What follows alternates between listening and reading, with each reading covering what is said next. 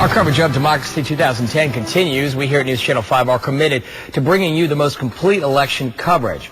That's why we're introducing you to some of the candidates running for office. We've asked you to provide the questions, and we've posed those exact questions to the candidates. News Channel 5's Sean Belusky profiles the Republican candidate for U.S. House District 16. In today's Ask the Candidates segment, we introduce you to Congressman Tom Rooney. Rooney was elected to the U.S. House in November of 2008, and he, his wife, and their 3 young sons live in Tequesta. Rooney grew up in Palm Beach Gardens and received his master's degree from the University of Florida and his law degree from the University of Miami. He spent 4 years in the U.S. Army JAG Corps and taught at West Point. We sat him down to ask him questions that are important to you. As a small business owner, I would like to know how the government's going to give more access to loans for small businesses. Well, that's the million-dollar question. And, you know, obviously the banks aren't loaning money to small business owners because they're nervous and they're holding on to their money.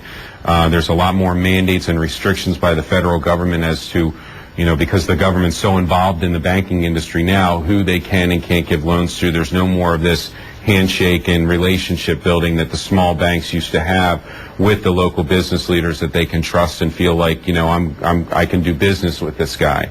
That's the problem with the federal government getting so involved in the banking industry, is it's kind of crippled the whole business transaction relationships that we used to enjoy in this country. But in the bottom line for small businesses is to be able to get the federal government out of the way from mandates like from the health care bill or higher taxes, letting the Bush tax cuts expire. The small business owners, by and large, fall into that category of the so-called rich, people that make over $250,000. And the last thing that we need to do right now is to inhibit their growth with more taxes. And this is why I've railed against the stimulus, because we were told that unemployment would stay below 8%. Well, now, obviously, in Florida, we're, you know, over 10%, and nationwide at almost 10%. And it's one of those things where the federal government shouldn't be in the business of creating jobs.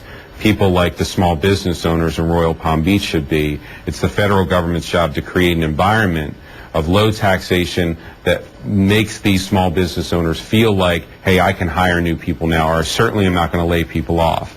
And live the American dream and grow their business and maybe have more than one restaurant, as the gentleman I believe was in the restaurant business. Those are the type of things that have made America great and exceptional, and those are the type of things that we really need to get back to, because you know, this philosophy that the federal government can have a redistribution of wealth from the federal level through higher taxes and dictate where the spending is going to be is not what this country is all about, and it's not how we're going to remain exceptional, which we obviously need to be.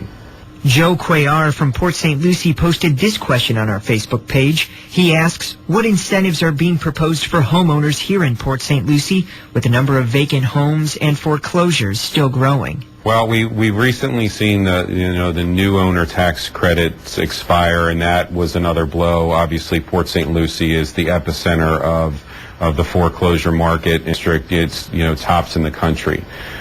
So we're trying to do certain things from my office. Specifically, we have a bill with Representative Andrews in New Jersey to limit the number of days that a short sale transaction can happen.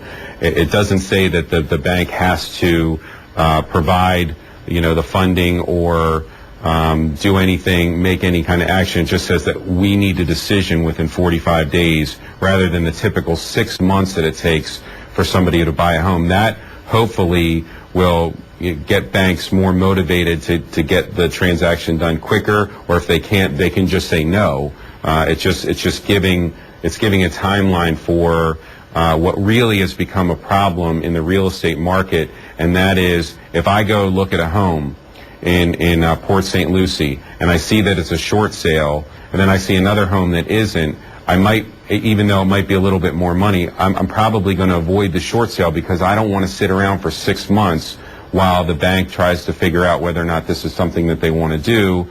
And it's really a manpower issue. I mean, the banks need to be able to expedite the process.